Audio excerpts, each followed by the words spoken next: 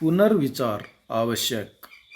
Para उच्चतम न्यायालय ने हाल ही में एक मामले में कहा है कि सरकार को समय समय पर आरक्षण नीति और इसकी प्रक्रिया की समीक्षा करनी चाहिए ताकि यह सुनिश्चित हो सके कि इसके लाभ उन लोगों तक पहुंच रहे हैं जिन्हें इसकी सबसे ज़्यादा आवश्यकता है। पैरा आरक्षण आत्मा का विषय है। सब में एक है। कर्म फलों के कारण स्वरूप भिन्न दिखते हैं। सृष्टि में जितने पशु पक्षी कीट दिखाई पड़ते हैं वे कभी मनुष्य ही थे। कर्म फल भोगने के लिए इन योनियों में गए, कल फिर से मानव बनेंगे। मानव शरीर मोक्ष द्वार भी है। इस भारतीय दृष्टि से आरक्षण मात्र सामाजिक विषय ही नहीं रह जाता। यह सभ्यता का मुद्दा न होकर संस्कृति का क्षेत्र है जिस पर विधि या प्रशासन की दृष्टि जाती ही नहीं। यह बुद्धि मात्र से समझा जाने वाला विषय होता है तो 70 साल बाद भी बढ़ता हुआ रोग नहीं बन पाता। पैरा सत्ता अट्टहास करती है, मानो सृष्टि रहने तक हम ही शासन करेंगे। दिव्यता खो बैठी है। फिर कौन हमें जगत गुरु मानेगा। पैरा इतिहास साक्षी है, लोकतंत्र में भी सत्ता पक्ष बहुमत के आधार पर अधिनायकवादी हो जाता है। मानवीय संवेदना खो बैठता है। वैसे भी क्रांति तो युवा के नेतृत्व में ही आती है। उनमें जोश होता है, आंखों में सपने होते हैं, शक्ति का महासागर होता है। सन 1990 का आरक्षण विरोधी आंदोलन युवा आंदोलन ही था। पैरा आरक्षण का विचार राष्ट्र सृजन की दिशा में उचित कहा जा सकता है, किंतु इसका केंद्रीय आधार वर्तमान होना चाहिए, न कि भूतकाल, जैसा कि वर्तमान मंडल आयोग की सिफारिशों का आधार सन 1931 की जनगणना है। पैरा जाति को इकाई क्यों बनाए। एक ही नाम की जातियां भिन्न भिन्न क्षेत्रों में उपलब्ध हैं। हर जाति में गरीब अमीर दोनों हैं। पैरा अनुसूची में नाम की समानता को आधार पकड़ लिया। तब आदिवासियों के बदलाव में ठहराव आ गए। लोग पुनः अपने पुराने जाति नामों का प्रयोग करने लगे, जैसे राजस्थान में मीणा या मीना जाति। इस भागम भाग में जाति शब्द को परिभाषित करना ही भूल गए। इंडिया दैट इज भारत की तरफ हो गया। पैरा इसका नुकसान आम आदमी भोग रहा है। यह भी हुआ है कि जिस जाति प्रथा के उन्मूलन का संकल्प किया गया था उसे पुनः प्रतिष्ठित करके विकास की धारा को ही उलट दिया। पैरा अखंडता के सपने संजोकर आज़ादी पाने वाला ही जाति धर्म में खंड खंड हो गया। युवा ने आंखों पर जातियों की पट्टियां बांध ली। आज सामान्य वर्ग का युवा बहुत ही कुंठित है इस आरक्षण नीति से। राजनीति के मोहरे बन गए। शिक्षा के मंदिर राजनीति के अखाड़े हो गए। राजनेताओं ने तो बंटा धार ही कर दिया। जाति जाति में भेदभाव डालना प्रारंभ वर्षों पहले ही कर दिया था। जाति विग्रह के आगे देश छोटा पड़ गया।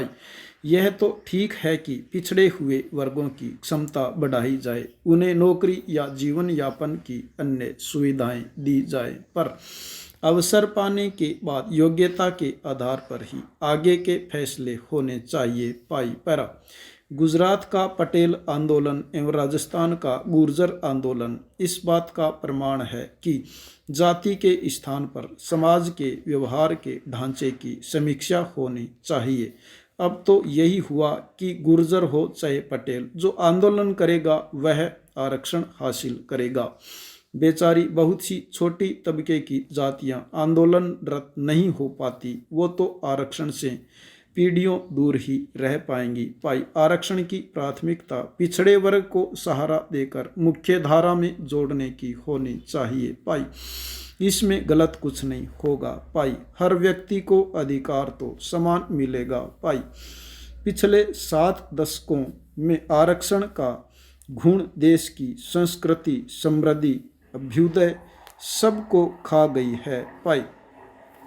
पुश्तैनी कार्य छूटते जा रहे हैं भाई। गुणवत्ता खो रही है भाई। निर्यात के स्थान पर आयात बढ़ रहा है भाई। पेंसिल छीलने का शार्पनर और नेल कटर भी विदेशी आ रहे हैं भाई। सरकारें मौन है भाई। मौन स्वीकृति भी आग में घी का कार्य कर रही हैं भाई। बहुमत की सरकारें भी देश हित के स्थान पर निजी स्वार्थ को ही बड़ा माने तो क्या कहना चाहिए इनको भाई। नकारा या नपुंसक भाई। उनकी कृपा से आज हर जाति समाज आरक्षण की तख्तियां हाथ में उठा चुका है भाई। हमें भी आरक्षण दो या आरक्षण समाप्त करो का नारा बुलंदी पर है भाई। दूसरी ओर शिक्षित व्यक्ति की क्षमता क्या रह गई भाई। हर स्तर पर नीति में खोट दिखाई दे रही है भाई। जब एक रिजर्व अर्थात आरक्षण तरीके से जो एक डॉक्टर बनता है भाई, उसके पास हमारे बड़े बड़े राजनेताओं को इलाज कराने आना चाहिए। जब हमारे बड़े राजनेता धनाढ्य वर्ग जब अस्वस्थ होता है तो इलाज के लिए विदेशी डॉक्टरों की सलाह लेते हैं। वो यहाँ पर आरक्षित तबके से जो डॉक्टर बने हैं उनके पास नहीं आते हैं। यहाँ पर आम जनता आती है। जो आरक्षित वर्ग से भरा हुआ डॉक्टर उनको क्या स्वस्थ करेगा, क्या वो उसका इलाज करेगा। यही हमारा दुर्भाग्य है। इस देश का आज ही नहीं बरसों से चला आ रहा है भाई।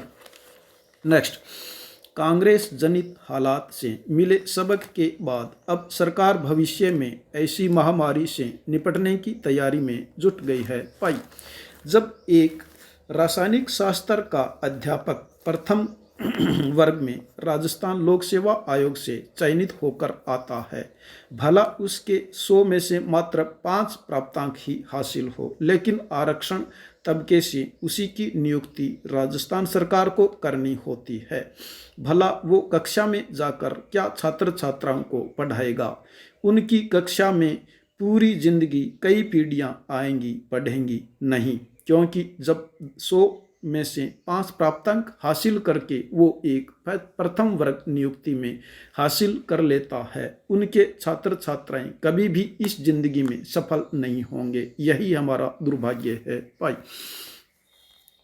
प्रधानमंत्री नरेंद्र मोदी के समक्ष वीडियो कॉन्फ्रेंस के जरिए विभिन्न जानकारी दी गई। मांगे सभी अपनी यही रख रहे हैं कि हमें पैसा दो, हमें बजट दो, हमें सब्सिडी दो। हम खुद भ्रष्टाचार से परेशान हैं। आम जनता भ्रष्टाचार से परेशान है। कोई भी इसके तरफ ध्यान नहीं देता है। सबका रोना एक ही रोता है कि हमें केंद्र सरकार खूब सारा पैसा दे दे। क्यों? केंद्र सरकार के पास क्या छापा खाना है? वो वहाँ से मुद्रा को छाप के आपको दे दे। ऐसी नहीं है कि हम हमारे लोगों को सावचेत करें, हम भ्रष्टाचार पर लगाम लगाएं, हम हमारे काम को हाथ में लें, हम खड़े होवें, हम सुधरें, हम आगे बढ़ें। सबका रोना यही है कि हमें सरकार सब कुछ मुफ्त में उपलब्ध करवा दे। दवाई मुफ्त में चाहिए, शिक्षा मुफ्त में चाहिए, खाने को राशन मुफ्त में चाहिए, रहने के लिए घर मुफ्त में चाहिए। अब हम खाली बैठे रहेंगे तो हम उल्टे काम करेंगे, हम चोरी करेंगे, हम दूसरे काम जो अनैतिक होते हैं वो करने में भी हम आगे रहेंगे, क्योंकि हम खाली बैठे हैं। हमें सब कुछ खाने पीने की निहायत जो सुविधाएं होती है वो सरकार से फ्री में मुहैया हो जाती है, लेकिन इस तरफ कोई ध्यान नहीं देता है। गांव में अच्छे अच्छे लोग हैं जो अपने आप को बीपीएल में संलिप्त करवा लेते हैं, फिर वो बीपीएल की सभी सुविधाओं का नाजायज़ फायदा उठाकर अपने आप को आगे बढ़ने का प्रयास करता है। मनसा है सरकार से सब कुछ मुफ्त में पालें। हम ऋण लेंगे तो ऋण नहीं चुकाएंगे। हम विद्युत का उपभोग करेंगे लेकिन उपभोग करने का बिल हम नहीं चुकाएंगे। हमें सब कुछ सरकार से मुफ्त में ही मुहैया हो जाए, ये हमारी मानसिकता हो गई, जो कि अच्छी नहीं कही जा सकती।